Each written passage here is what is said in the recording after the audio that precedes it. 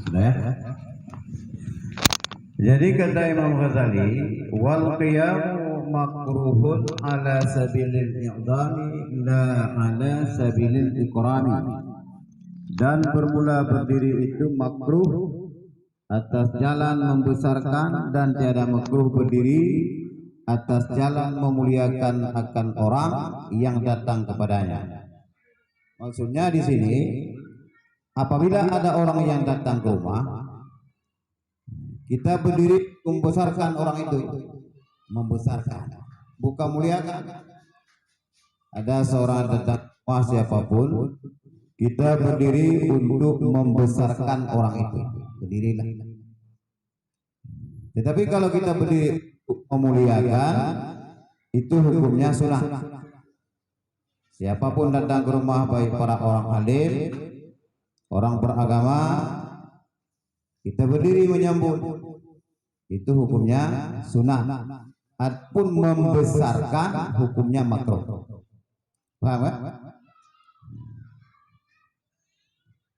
Dan kata Anas radhiyallahu an, makana syahsun ahabba ilaina min Rasulillah sallallahu alaihi wasallam wa kanu idza ra'awhu lam yaqumu lima ya'lamuna min karahiyatihi lidzalik. Tiada atas seseorang yang terlebih kasih kepada kami daripada Rasulullah sallallahu alaihi wasallam, dan adalah mereka itu apabila melihat akan Rasulullah sallallahu alaihi wasallam, maka tiada mereka itu berdiri karena mengetahui oleh mereka daripada benci Rasulullah sallallahu alaihi wasallam bagi demikian itu.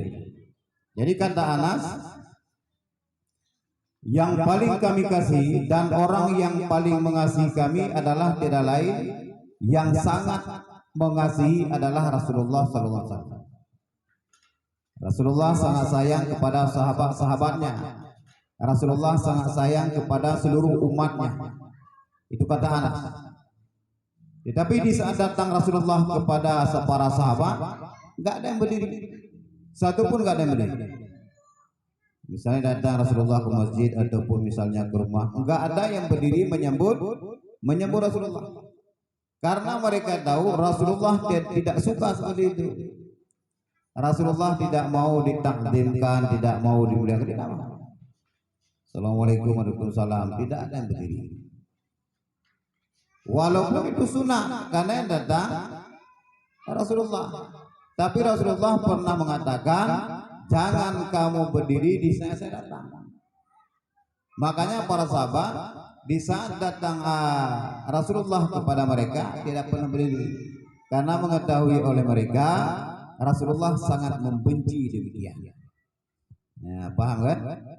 Kalaupun mereka berdiri tidak apa-apa, hukumnya bagus, sunnah. Tapi Rasulullah tidak mau. Tetapi kalau ada orang-orang lain, ada pemimpin yang adil, ada orang-orang yang dimuliakan dalam kaum itu, datang ke tempat kaum itu, Rasulullah menyuruh untuk berdiri. Dianya sendiri tidak mau dimuliakan seperti itu. Nah, paham kan? Makanya kalau ada orang kita datang ke rumah, orang-orang yang kita muliakan, kita berdiri menyambut mereka, itu nggak apa-apa. Hukumnya sunnah. Jangan kita membesarkan. Kita niat di saat kita berdiri itu adalah memuliakan. Ya. Dan pada satu riwayat bahwasanya Nabi Shallallahu Alaihi Wasallam bersabda, "Iza ra'aitumuni fala taqumu kama tasna'ul a'ajib." Apabila melihat oleh kamu akan daku, maka jangan kamu berdiri seperti dibuat oleh orang ajam. Orang ajam yang selain daripada orang Arab. Jadi kata Nabi, "Iza ra'aitumuni fala taqumu kama tasna'ul a'ajib." Apabila engkau melihat akan daku, maka jangan kamu berdiri seperti dibuat oleh orang ajam. Jangan berdiri. Makanya di saat datang Rasulullah ke rumah mereka tidak pernah berdiri. karena tahu Rasulullah sangat tidak suka hal seperti itu. Bukan mereka tidak memuliakan Rasulullah, karena Rasulullah sendiri tidak menyukai hal demikian. Makanya tidak benar. Nah, paham kan? Dan lagi sabda Nabi sallallahu alaihi wasallam, "Man sarrahu ayyumasila lahu rajulu qiyaman falyatabawwa maq'adahu minan nar." Rawahu Abu Dawud wa Tirmidzi. Barang siapa menyukakan akan dia bahwa membesarkan baginya oleh orang laki-laki dengan berdiri, niscaya duduklah ia pada tempatnya dalam api neraka. Itu yang ditakuti oleh Rasulullah. Di saat kita datang kepada suatu tempat ataupun kita mengunjungi rumah seseorang, kemudian kita dibesarkan, kemudian kita dimuliakan, dan di saat kita ditakdimkan dan dimuliakan, kita menyukai, senang, malah menjadi sombong. Nah, saya datang, saya dimuliakan, senang kita. Itu kan dipuji, ditakdimkan, dibesarkan. Apabila kita menyuka seperti itu, kata Nabi, falyatabawwa maq'adahu minan nar. Niscaya duduklah ia pada tempatnya dalam neraka. Karena kita sedang. Makanya Nabi tidak suka di saat dia datang kepada sahabatnya, baik kepada tempat-tempat ataupun kepada rumahnya, dia tidak ingin disambut dia sambil mereka berdiri. Tidak ingin. Paham ya?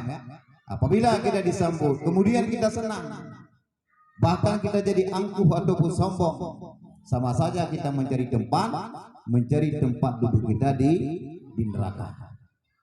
Makanya sangat bahaya. Jadi kalau ada orang-orang menyambut kita di saat ke rumah, ya kita biasa-biasa aja. Mungkin yang punya rumah menyambut kita dimuliakan, kita dibesarkan misalnya. Kita yang datang jangan menjadi sombong. Oh, saya ini orang alim, saya ini orang kaya, makanya ditakdimkan. Ini akibatnya kita sudah menjadi satu tempat di dalam neraka. Demikianlah disebutkan oleh Imam Ghazali rahimahullah taala di dalam Ihya Ulumuddin. Dan kata Sayyidi Syekh Abdul Qadir Jailani qaddasallahu sirrah dalam kitabnya Ghaniyah, wa yustahabbul qiyamul imamil adili wal walidaini wa ahli dini wal wara'i wal ikramin nas. Dan sunat berdiri itu karena memuliakan bagi imam yang adil dan memuliakan dua ibu bapak, dan memuliakan bagi orang ahli agama, yakni orang yang punya agama, dan memuliakan orang yang wara, dan memuliakan bagi orang yang mulia. Nah, ini sudah ada saing. Kita sanggup bersaing malam ini ya. Tenang aja. Jadi kata Syekh Abdul Qadir Jailani, sunat berdiri karena memuliakan bagi imam yang adil. Ada seorang pemimpin, misalnya datang ke rumah ataupun dia ada kata-kata sambutan dalam acara apalah. Sekarang mari kita sambut wali kota misalnya. Dia seorang pemimpin yang adil, orangnya paham dan sangat bijaksana. Dia beragama. Pemimpin yang adil, sangat adil dalam memimpinnya. Di saat dia naik mimbar, kita berdiri, hukumnya sunnah. Itu bukan kita membesarkan, tetapi kita memuliakan. Kenapa kita memuliakan? Karena dia imam yang adil ataupun pemimpin yang adil. Paham kan? Nah, jadi kalau misalnya dia orang fasik, pemimpin yang sering berbuat maksiat, makruh berdiri. Kalau ini sunnah, pemimpin yang adil. Naik misalnya orang-orang yang beragama, itu sunnah. Kemudian yang kedua, sunat kita berdiri memuliakan dua ibu bapak. Kita sudah punya rumah sendiri, sudah kawin, tiba-tiba datang ibu ke rumah ataupun bapak berkunjung ke rumah kita itu, assalamualaikum, waalaikumsalam. Kita berdiri menyapanya dulu. Assalamualaikum, waalaikumsalam. Matu. berdirilah, peganglah tangannya, dudukkanlah dia di tempat kita muliakan dia, hukumnya sunnah. Begitu kata Syekh Abdul Qadir Jailani. Yang pertama, kita muliakan imam yang adil. Yang kedua, kita muliakan dua ibu bapak di saat dia datang ke rumah. Nah, sekali berkunjung, berdirilah menyambut mereka, kemudian peganglah tangannya, duduklah di tempat duduk. Nah, begitu. Kemudian selanjutnya kita muliakan orang-orang yang ahli agama ataupun orang mempunyai agama, dan memuliakan orang-orang yang wara dan orang yang dimuliakan bagi orang yang mulia. Selanjutnya, di saat ada orang yang datang ke rumah kita itu orang ahli agama, orang alim, datanglah para ulama ke rumah kita itu, ataupun dia ada sambutan di tempat-tempat acara apapun. Kemudian kita berdiri, bukan membesarkan mereka, tetapi kita muliakannya. Hukumnya sunnah. Apalagi datang ke tempat kita orang yang punya agama, dia orang wara, kita berdiri menyambut mereka, itu hukumnya sunnah, ada pahalanya. Kalau kita duduk masuk, kita duduk aja, hukumnya makruh. Muliakanlah mereka. Jangan kita kasar membesarkan mereka, tetapi muliakanlah. Nah, paham ini? Ada pertanyaan?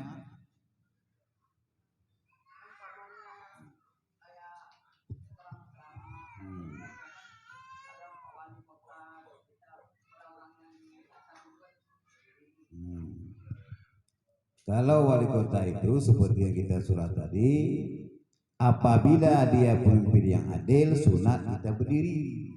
Kalau dia pemimpin yang tidak adil, tidak. Kadang-kadang malah pemimpin itu fasik ataupun sering berbuat maksiat, dia dalam memimpin tidak adil.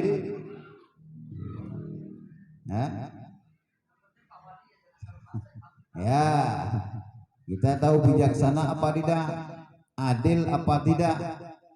Kalau dia seorang pemimpin adil, sunnah berdiri.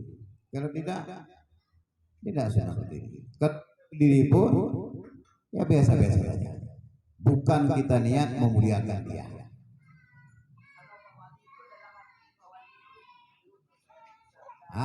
Itu. Kalau dia suka dengan perbuatan kita itu, di saat dia naik mimbar kita berdiri, senang dianya. Itulah hadis. Nah, menjadi angkuhan. Dan adalah dalil yang demikian itu, Maruya anna Rasulullah sallallahu alaihi wasallam arsala ila Sa'din radhiyallahu an fi sya'nin ahli Quraidah faja'a ala himari aqmar wa qala Rasulullah sallallahu alaihi wasallam qumu ila sayyidikum. Bermula hadis diriwayatkan oleh sebagian ulama bahwasanya Rasulullah sallallahu alaihi wasallam menyuruh datang akan Sa'id radhiyallahu an pada bicara tentang kelakuan ahli Quraidah. Maka datang ia berkendaraan di atas keledai yang sangat putih. Maka bersabda Nabi sallallahu alaihi wasallam bagi segala orang padanya itu, berdirilah kamu kepada penghulu kamu ini. Dalil kita berdiri ataupun sunat berdiri memuliakan orang atau pemimpin yang adil.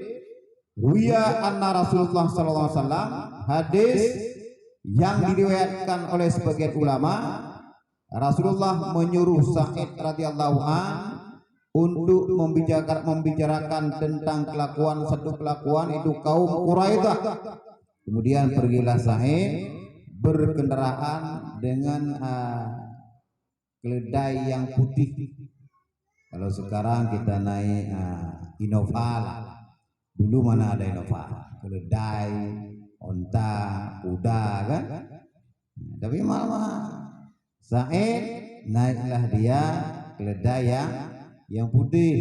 Di saat dia sampai ke tempat itu, berkata Rasulullah kepada kaum Quraidah, berdirilah engkau kepada Sayyidmu.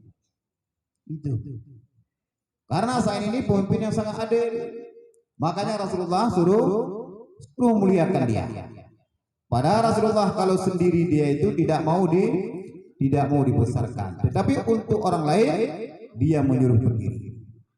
Itu dalil bahwa kita sunat memuliakan orang-orang yang adil, pemimpin yang adil, dengan kita berdiri di saat dia datang. Paham ya? Itu satu dalil. Kemudian yang kedua, dalil kita muliakan ibu bapak kita berdiri. Dan lagi dalil demikian itu yaitu hadis yang diriwayatkan oleh Sayyidatina Aisyah radhiyallahu anha bahwasanya ia berkata, kana Rasulullah sallallahu alaihi wasallam idza dakhala ala Fatimah radhiyallahu anhu ta'ala anha qamat ilaihi wa akhadhat bi yadihi wa qabbalathu wa ajlasathu fi mahalliha. Wa iza dakhalat ilaihi sallallahu alaihi wasallam qama ilaiha wa akhadha bi yadiha wa qabbalaha wa ajlasaha. Adalah Rasulullah sallallahu alaihi wasallam apabila masuk ia kepada Sayyidatina Fatimah radhiyallahu an, maka berdiri ia kepada Rasulullah sallallahu alaihi wasallam, maka mengambil ia akan tangan Rasulullah sallallahu alaihi wasallam dan mengkecup ia akan dia dan mendudukkan ia akan dia pada tempatnya. Dan apabila masuklah Sayyidatina Fatimah kepada Rasulullah sallallahu alaihi wasallam, maka berdirilah Rasulullah sallallahu alaihi wasallam kepadanya, maka mengambil ia akan tangannya dan mengkecup ia akan dia dan mendudukkan ia akan dia. Ini dalil sunat kita berdiri memuliakan dua ibu bapa.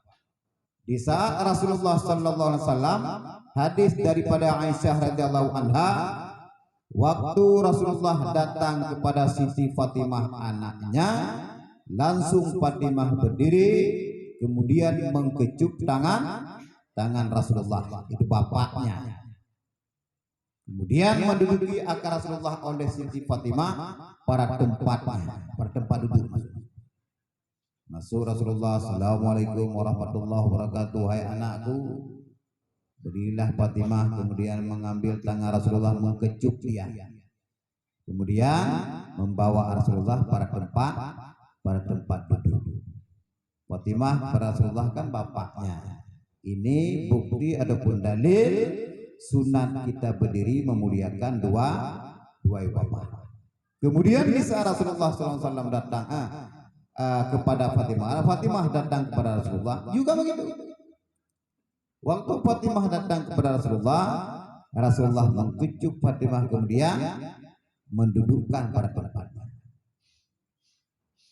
Begitu sayang beliau kepada anaknya. Mungkin kita datang ke rumah anak tidak disambut, datang anak ke rumah kita tidak kita sambut. Waalaikumsalam tuh. Gak ada adabnya kita itu. Apalagi kita orang tua, datang anak ke rumah karena kita menganggap dia anak, bodoh malah masuk aja. Ini lagi di belakang lagi situ.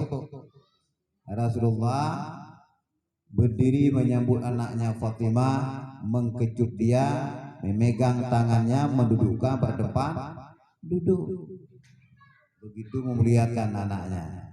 Makanya anak Rasulullah sangat memuliakan Rasulullah. Paham ya? Itu dalil bahwa sunat kita muliakan, sunat kita berdiri memuliakan dua ulama. Ya, paham ya? Dan lagi dalil demikian itu, yaitu hadis yang diriwayatkan daripada Rasulullah sallallahu alaihi wasallam, "Iza ja'akum karimun qaumin fa akrimu." Apabila datang akan kamu oleh orang yang mulia daripada kaum, maka muliakan oleh kamu akan dia. Karena yang demikian itu membawa kepada berkasih-kasihan di dalam hati. Dalil yang ketiga, kita sunat memuliakan orang-orang yang ahli agama ataupun orang-orang dimuliakan di kampung itu di saat dia datang kata Nabi, "Iza ja'akum karimun qaumen fa akrimu." Apabila datang akan kamu oleh orang yang mulia daripada kaum kamu, maka muliakan olehmu akan dia. Datang seoranglah ke rumah kita itu, dia orang sangat dimuliakan di kampung itu. Kemudian dia berkunjung ke rumah kita, berdirilah menjemput dia. Assalamualaikum, waalaikumsalam. Lembutlah perkataannya, nampakkanlah wajah kita bermanis, manis wajah, manis muka, dan lembutlah berkata. Sambil kita berdiri, kita suruh masuk. Bisa dia pulang, kita hantarkan dia sampai kepada pintu. Paham ya? Nah, itulah 3 dalil. Tadi kata Syekh Abdul Qadir Jailani, sunat kita berdiri, muliakan imam yang adil, memuliakan dua ibu bapa, dan kita muliakan ahli agama dan orang-orang yang mulia bagi orang yang dimuliakan. Ada lagi pertanyaan? Demikianlah disebutkan oleh Sayyidi Syekh Abdul Qadir Jailani di dalam kitabnya yang disebut itu, yaitu Kitab Ghaniyah.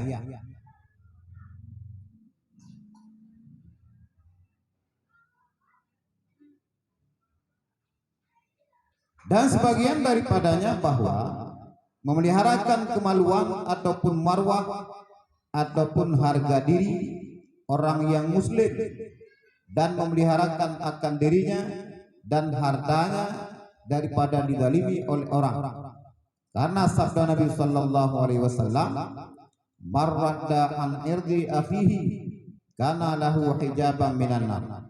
Barang siapa menolakkan daripada marwah saudaranya yang muslim, niscaya adalah ia terdinding daripada api neraka.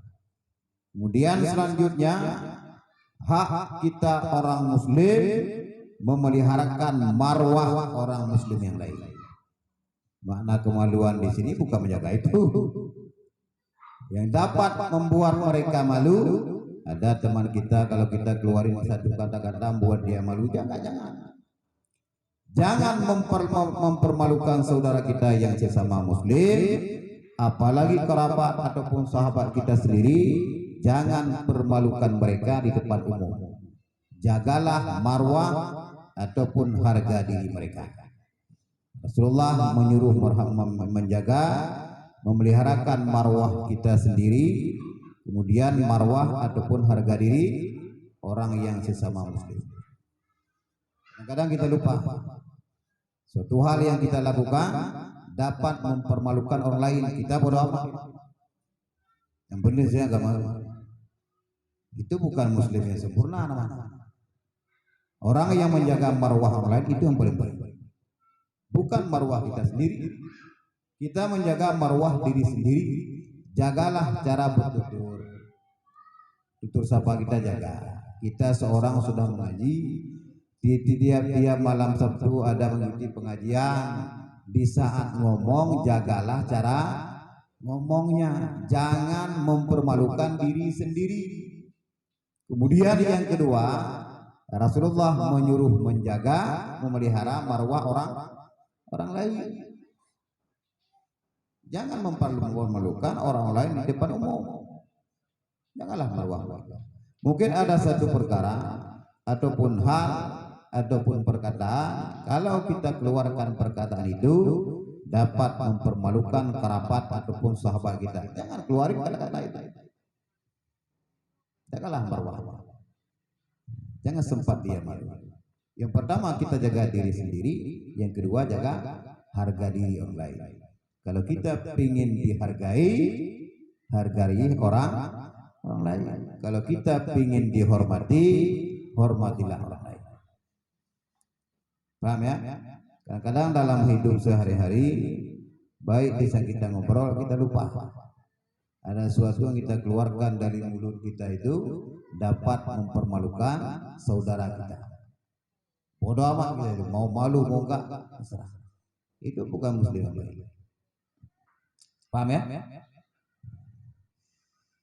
Jadi kata Nabi, marradda an irdi akhihi kana lahu hijaban minan nar. Barang siapa menolakkan daripada marwah saudaranya yang muslim, niscaya adalah ia terdinding daripada api neraka.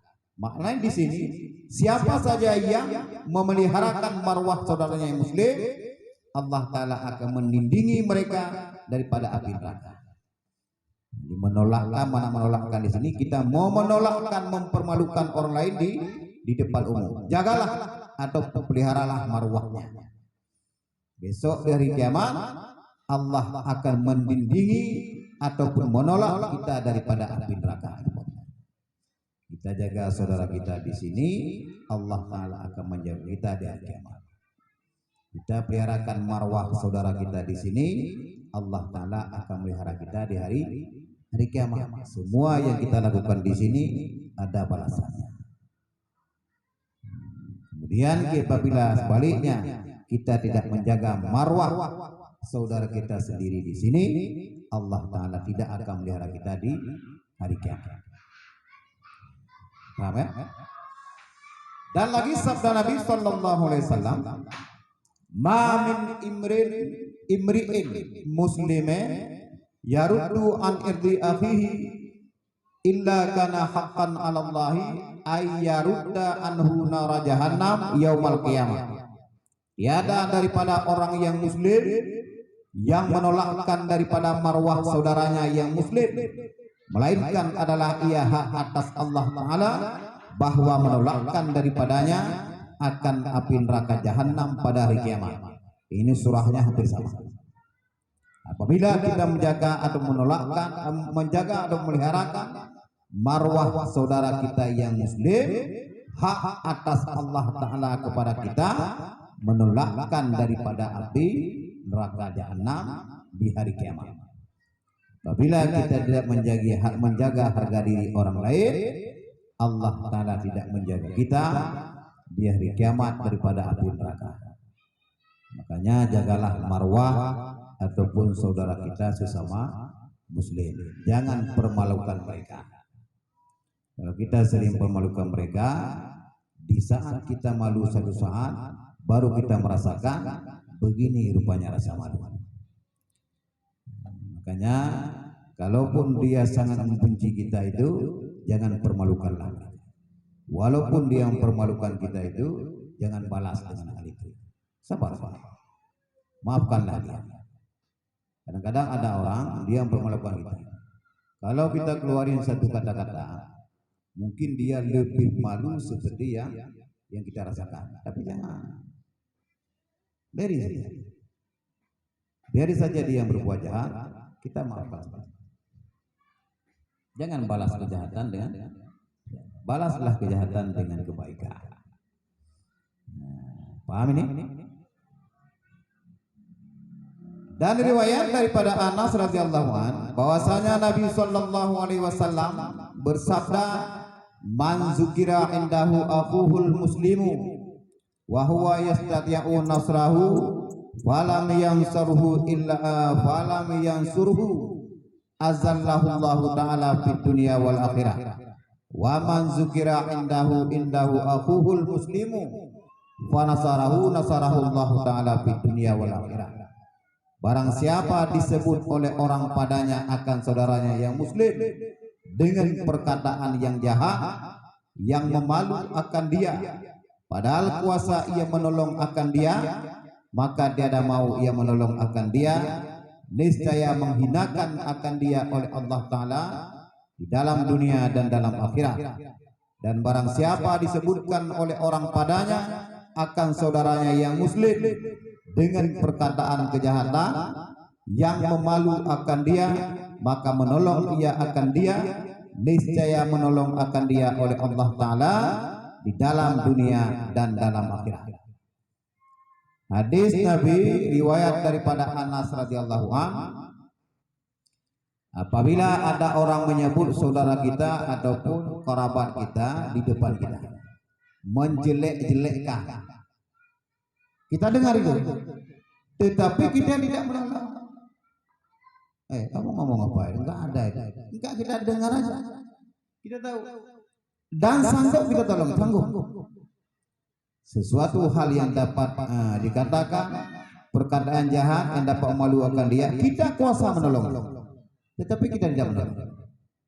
Allah Ta'ala di hari kiamat akan menghinakan kita. Sebaliknya, apabila ada orang berkata jahat di depan kita, kita tolong, Allah Ta'ala akan menolong mereka di hari kiamat dan di dalam dunia, baik di dalam dunia maupun di akhirat. Ada seperti itu.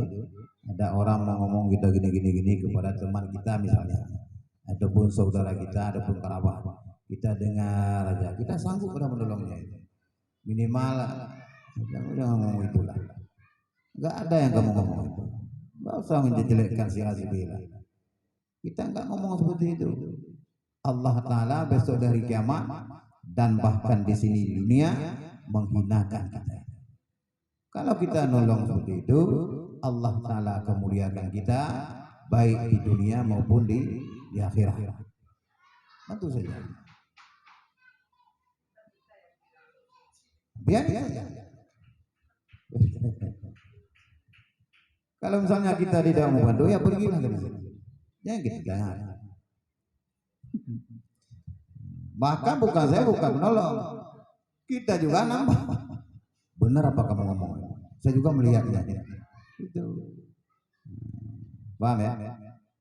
Intinya, apabila ada orang yang menjelek-jelekkan ataupun berkata jahat kepada saudara kita itu, bantulah. Jangan sampai dia mereka itu berlanjut ngomongnya. Diamlah, nggak usah fitnah-fitnah orang lain. Walaupun apapun yang mereka ngomong itu ada, tapi kita tegahlah mereka. Tidak mau kita kabarkan orang-orang tentang aib si A si B. Janganlah mengkabarkan tentang kejahatan orang lain, apalagi tidak ada. Ngerti kan?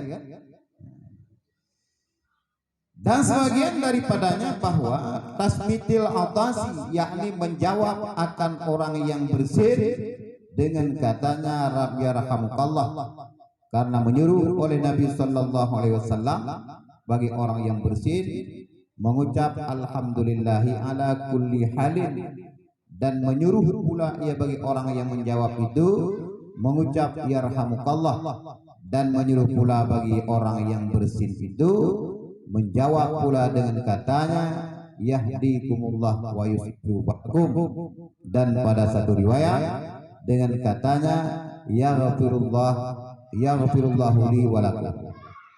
Kemudian hak kita muslim menjawab orang-orang yang bersin dengan perkataan yarhamukallah. Kita disunatkan bagi orang yang bersin apabila bersin baca alhamdulillah ataupun panjang sedikit alhamdulillahi ala kulli halin. Bersin alhamdulillah ataupun alhamdulillah ala kulli halin. Yang dengar di samping yarhamukallah, jawab. Yang dengar saja. Kalau sudah alhamdulillah yang bersih, yarhamukallah kita balas. Kemudian membaca lagi oleh orang bersih, yahdikumullah wa yuslihu balakum. Kalau orang yang pertama bersih tidak membaca alhamdulillah, kita jawabnya bagaimana? Alhamdulillah, yarhamukallah, yahdikumullah wa yuslihu balakum. Enak. Ya, kita beri yarhamukallah, beri rahmat oleh engkau akan engkau oleh Allah Ta'ala. Orang bersin dapat pahala, yang jawab juga ada pahala. Di saat bersin itu menghapuskan 40 penyakit. Di saat orang bersin menjawab membaca alhamdulillah, kita berdoa kepadanya yarhamukallah, memberi rahmat oleh Allah akan engkau. Kemudian membalas oleh orang bersih, yahdikumullah wa yuslihu balakum. Dalam satu riwayat bukan yahdikumullah tapi yaghfirullahu li wa lakum, mengampuni oleh Allah Ta'ala bagiku dan bagi kamu. Nah, paham kan? Itu jangan sia-siakan pahala di saat bersih. Ini bersih, ada jawaban apa-apa. Ada. Jarang kita lihat Kita itu melihat orang-orang alhamdulillah ya rahmatullah enggak ada. Kadang-kadang alhamdulillah pun enggak ada. Mau kita jawab apa? Ini kita sudah tahu, kayaknya sudah sekali ini ya. Udah pernah kan? Tapi enggak ada pergerakan. Ini enggak ada kita bawa ke tempat audis kita dapat hal itu, enggak ada. Apa lupa atau lupa jawabnya bagaimana kita tidak hafal saja alhamdulillah yarhamukallah. Yang bersih dua kali bacanya. Yang pertama alhamdulillah, setelah dibacakan oleh orang dengan yarhamukallah, balaslah dengan yahdikumullah wa yuslihu balak.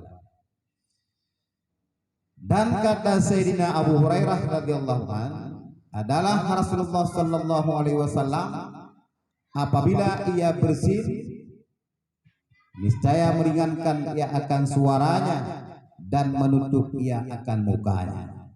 Kata Abu Hurairah, di saat Rasulullah bersin dia agak pelan nahan suaranya. Kemudian mukanya ditutup. Tempat aja yang sampai pergi orang enak. Dia tahan suaranya kecil. Jadi kata Abu Hurairah di samping Rasulullah ringan suara, nggak gede kayak kita ini. Ringan dan mukanya ditutup. Kita udah gede mukanya nggak tutup, suaranya besar kayak hujan gitu kan, kayak pray ya, tutuplah. Kenapa? Manfaat itu apa? Di saat kita bersih keluar ingus, jangan kelihatan. Ini bersih nggak nutup keluar kayak malu kan? Gitu Rasulullah sangat menjaga marwahnya. Dia nutup, kemudian dia ringankan suaranya di saat dia bersih. Dan lagi sabda Nabi Sallallahu Alaihi Wasallam, al-utasu minallah wa tasawwubu minasyaitan. Wa iza tasahaba ahadukum falyadha yadahu ala fihi wa iza qala haha fa inna syaitana yadhaku min jawfihi. Bermula bersin itu daripada Allah Ta'ala dan menguap itu daripada syaitan. Maka apabila menguap seseorang daripada kamu, maka hendaklah menaruhkan tangannya di atas mulutnya itu. Maka apabila mengatakan haha, maka adalah syaitan itu tertawa-tawa di dalam perutnya. Jadi kata Nabi, hadis riwayat Bukhari Muslim, bersin itu daripada Allah Ta'ala. Makanya orang sudah bersin enak di tubuhnya. Kita lagi duduk, enak kan? Segar kan? Adapun menguap ataupun semongok itu pada syaitan. Makanya orang kalau menguap tidak menutup sambil suara, ada itu. Syaitan yang ada dalam perut itu tertawa. Karena menguap itu daripada syaitan. Bersin daripada Allah, menguap daripada syaitan. Dia yang garuk dalam perut sehingga kita menguap. Makanya disuruh tutup. Lebih bagusnya tutup pakai tangan kiri, baik di luar sembahyang maupun dalam sembahyang. Jangan begitu. Banyak yang bunyi bisa kita menguap. Kadang-kadang dalam salat. Kalau dalam salat bunyi, hukumnya batal salat karena bunyi. Itu kan sudah digaruk. Katakan dua kali gerak. 1, 2, tidak. Kan tidak lebih 3. Bergerak lebih 3 baru sampai 3 kali baru batal. Ini bisa menguap. Kita duduk begini. Ya terus lagi. Karena hitungnya gini. Sekali gerak kita balik lagi 2. Sudah selesai. 2 kali. Kita balik lagi udah 3. Itu baru batal salat. Dan habis semua taruh sini lagi garuk kepala. Apa itu garuk pantat? Goyang-goyanglah sambil salat. Banyak kita lihat orang-orang salat ini punya kita berkata sedikit. Sambil salat kayak gimana? Kayak orang-orang goyang. Oh itu kantal di sini. Dah sini. Itu orang nggak ngerti. Mungkin dia ngaji tapi ngobrol. Jadi ada satu musola di sini, saya nggak ngomong di mana. Sebagai ibu-ibu duduk di teras, sebagai ibu adalah yang di teras, mulai ngobrol dari ustadznya ngaji sampai pulang ambil kue masukin tas pulang. Itu seumur hidup dia ngaji, satu pun dia nggak ngerti, nggak ada. Di teras, ustadznya juga ngomong. Itu 200 tahun kita ngaji nggak ada perubahan apa-apa, karena dia ngaji bukan pengaji. Mungkin tujuannya kita nggak tahu kan, jeruk kah apa gitu kan, apapun lah. Kalau kita sudah berangkat dari rumah fokus dan niat kita baik dari rumah, sampai ke sini juga serius. Jangan sia-siakan waktu. Ya, paham ya? Ada pertanyaan? Kalau misalnya tidak ada ini, nanya lain. Mungkin setelah bersih nggak ada yang ditanyain.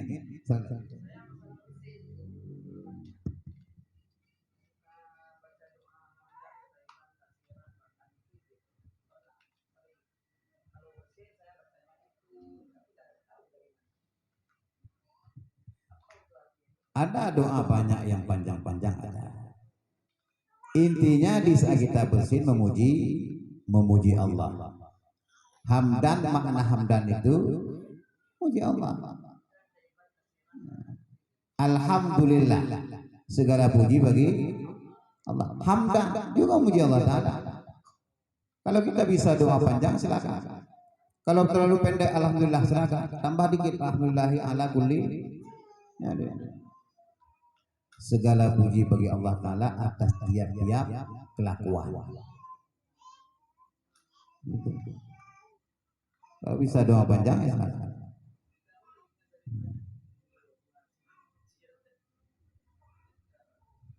Yang jangan temenak pokoknya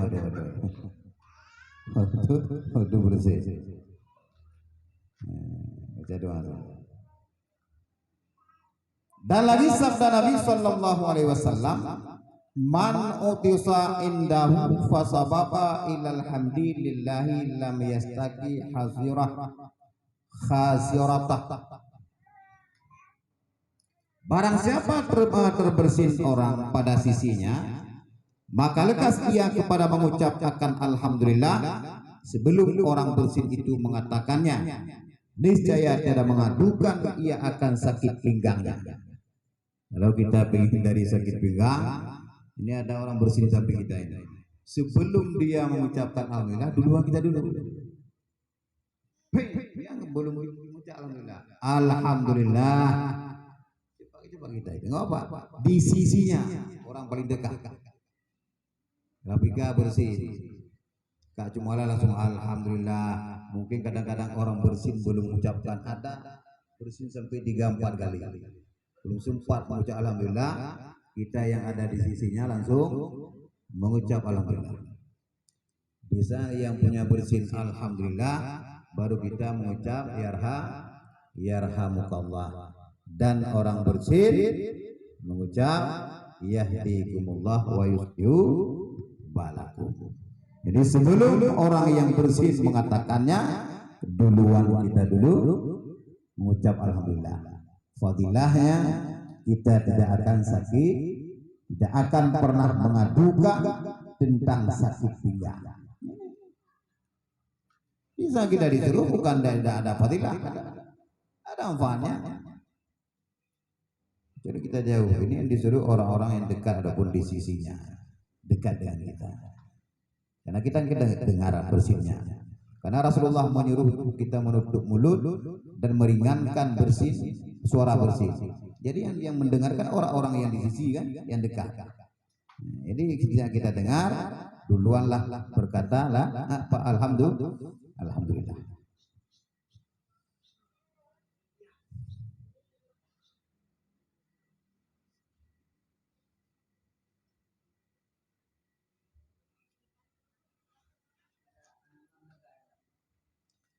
Dan kata Hasan Basri radhiyallahu anhu, apabila ia bersin di dalam qada hajat, maka sunat ia mengucap akan alhamdulillah dalam hatinya. Sebagian orang berkata itu Ibrahim An-Nakha'i. Ibrahim sebagai ulama, apabila bersin seseorang pada qada hajat, tiada mengapa zikrullah, yakni menyebut akan alhamdulillah. Lagi kita qada hajat. Tetapi Hasan Basri enggak boleh. Kata Hasan Basri, apabila kita lagi bersin lagi qada hajat, lagi berak, dalam isi sunat kita mengucap alhamdulillah dalam hati. Yang suara besar. Tetapi ada ulama mengatakan itu Ibrahim An-Nakha'i, dia boleh. Tapi banyak ulama mengatakan kalau kita bersin, termasuk Hasan Basri radhiyallahu an, apabila kita bersin di dalam qada hajat, sunat mengucap alhamdulillah dalam hati. Jangan. Jadi bukan walaupun lagi qada hajat, tetap kita ada menyebut nama Allah, tapi dalam hati. Alhamdulillah. Dengan suara alhamdulillah. Walaupun ada ulama mengatakan itu boleh, tapi jumhur dalam hati. Dan kata Ka'ab radhiyallahu an, qala Musa alaihi salam, ya Rabbi aqribun anta wa unajika amma amba'idun wa unadika. Wa qala ana jalisu man sakarani. Wa qala ya Rabbi wa anna nakuna ala halin nujilluka an nazkuraka alaiha kal janabah wal ghaiti. Wa qala uzkurni ala kulli halin. Menyembah Nabi Musa alaihissalam dengan katanya, ya Tuhanku, adakah engkau hampir kepadaku dan aku berbisik akan dikau, ataupun jauh engkau daripada aku, maka aku memanggil akan dikau. Firman Allah Ta'ala, aku sekedudukan akan orang yang menyebut akan daku, yakni aku hampir akan rahmatku akan orang yang menyebut akan daku. Maka sembah Nabi Musa alaihissalam, hai Tuhanku, maka aku barangkali ada di atas hal yang tiada suci, maka tidak sesuai untuk menyebut akan dikau atasnya seperti dalam janabah dan qada hajat.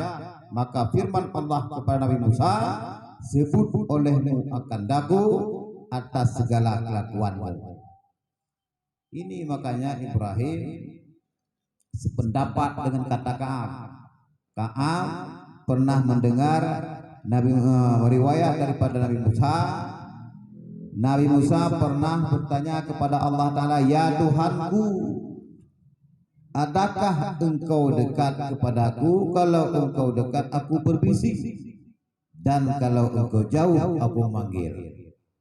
Nabi Musa jawab Allah Ta'ala, aku sekedudukan akan orang yang menyebut akan daku, dan aku sangat dekat rahmatku dengan orang-orang yang menyebut akan daku.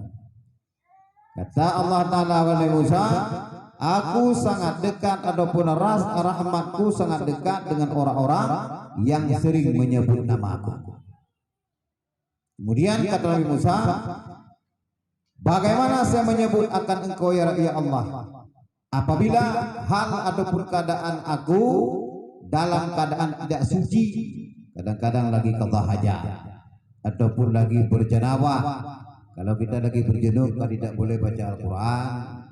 Kalau kita lagi qada hajat tidak boleh menyebut nama Allah. Bagaimana di saat itu saya menyebut nama engkau ya Allah? Kata Allah Ta'ala, firman Allah Ta'ala, uzkurni ala kulli halin, sebutlah olehmu akan daku atas segala kelakuan. Kalau dari cerita ini kan boleh, baik kita lagi janabah maupun lagi qada hajat. Tapi sebagai ulama mentafsirkan itu bukan seperti itu. Boleh kita menyebut Allah Ta'ala tapi dalam hati. Karena kita tidak berhadap di saat tidak ada adab kita itu di saat kita lagi tidak suci, apalagi lagi qada hajat menyebut nama Allah. Walaupun Allah berfirman kepada Nabi Musa, uzkurni ala kulli halin, sebutlah namaku, sebutlah akan daku atas tiap-tiap hal, tiap-tiap kelakuan kau. Tapi sebagai ulama mentafsir termasuk Hasan Basri, apabila kita lagi qada hajat, ucaplah alhamdulillah dalam hati. Maksudnya kita sebut nama Allah dalam hati. Boleh kita menyebut nama Allah dalam tiap-tiap kelakuan, tetapi ada caranya. Kalau kita lagi tidak suci, sebutlah nama Allah dalam hati. Apalagi kita lagi qada hajat. Kalau lagi suci, sebutlah nama Allah dengan lidah. Nah, paham kan? Makanya kalau bersih lagi kita berak, tetap ada ucapan alhamdulillah tapi dalam hati. Kita ikuti saja perkataan daripada Hasan Basri radhiyallahu anhu. Ada lagi pertanyaannya? Ini sedikit lagi ya, satu lagi. Dan kata Sayyidi Syekh Abdul Qadir Jailani, qaddasallahu sirra, dan harus menjawab bersih perempuan yang tua dan makruh menjawab bersih perempuan yang muda. Ini bagi laki-laki. Kalau ada nenek-nenek yang bersih, bagi laki-laki boleh menjawab. Harus. Alhamdulillah kata nenek. Ya rahamukallah. Boleh. Kalau perempuan yang muda masih gadis, alhamdulillah ya rahamukallah perlu. Ini apa-apa ini? Perempuan sama perempuan enggak apa-apa. Malah sebaliknya oke apa-apa. Nenek enggak jawab. Malah dimarahin. Benar bersihnya. Giliran anak gadis bersih, alhamdulillah. Bagus suara bersihnya, muji lagi. Bersih mana bagus. Itu harus menjawab bersin perempuan yang tua dan makruh menjawab bersin perempuan yang muda. Dan sunat menjawab bersin kanak-kanak dengan katanya burika fika. Ingat aja burika fika. Diberi berkah akan dikau, ataupun dikata baginya jabarakallah, menjabar ataupun menyempurna akan dikau oleh Allah Ta'ala. Apabila anak kita bersih, ada anak kecil, anak-anak masih kecil, dia tidak paham dengan perkataan alhamdulillah, kita ajari dia sendiri. Nah, bacalah alhamdulillah, alhamdulillah, langsung kita jawab jabarakallah, adapun burika fika. Jangan sudah kita ajari mereka, kita nggak jawab. Kita sudah ngajari dia, bacalah nak, kalau engkau bersih baca alhamdulillah. Setelah dia baca alhamdulillah, kita nggak jawab apa-apa. Kalau yang gede kita jawab ya rahmukallah. Kalau yang kecil, kalau tidak burika fika jabarakallah. Salah satunya terserah. Yang ketiga, anak nggak disuruh jawab lagi. Kalau yang gede ada wajib malah ini anak ada alhamdulillah kata anak itu. Jabarakallah. Adapun burika fi memberi berkah akan engkau oleh Allah. Adapun menyempurna akan dikau oleh Allah. Jabarakallah. Terserah yang mana mau enak diingat. Jangan ingat satu pun.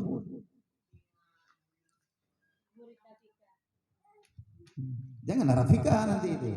Alhamdulillah Rafika. Walaupun anaknya Rafika itu tetap jabarakallah. Enak burika fika.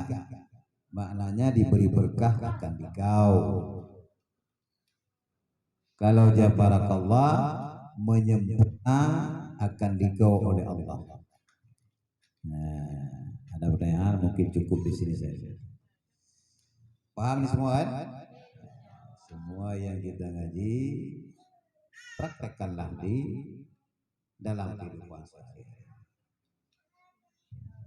Jangan nanti bersin, yang bersin tidak membaca apa-apa, apalagi yang dengar. Itu nah, kita mungkin lupa jawab apa. Anak atau bersih jawab. 15 kali bersih gak ada satu pun jawaban. Berdoalah anak biar diberkahi oleh Allah Ta'ala. Wallahu a'lam bishawab.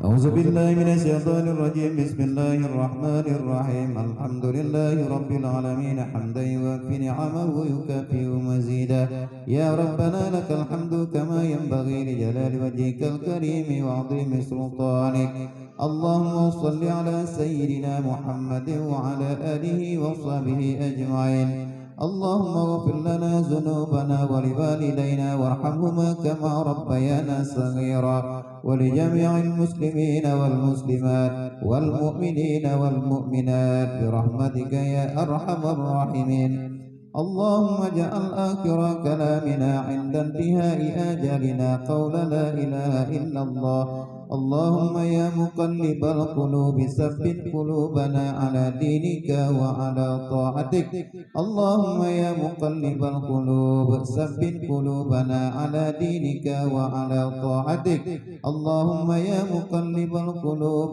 ثبت قلوبنا على دينك وعلى طاعتك ربنا ظلمنا أنفسنا وإن لم تغفر لنا وترحمنا لنكونن من الخاسرين ربنا آتنا في الدنيا حسنة وفي الآخرة حسنة وقنا عذاب النار وصلى الله على سيدنا محمد وعلى آله وصحبه وبارك وسلم والحمد لله رب العالمين الفاتحة ورحمة الله أعوذ بالله من الشيطان الرجيم بسم الله الرحمن الرحيم الحمد لله رب العالمين الرحمن الرحيم مالك يوم الدين إياك نعبد وإياك نستعين اهدنا الصراط المستقيم صراط الذين أنعمت عليهم غير المغضوب عليهم ولا الضالين آمين يا رب العالمين صلى الله على محمد صلى الله عليه وسلم صلى الله على محمد صلى الله عليه وسلم صلى الله على محمد يا رب صل عليه وسلم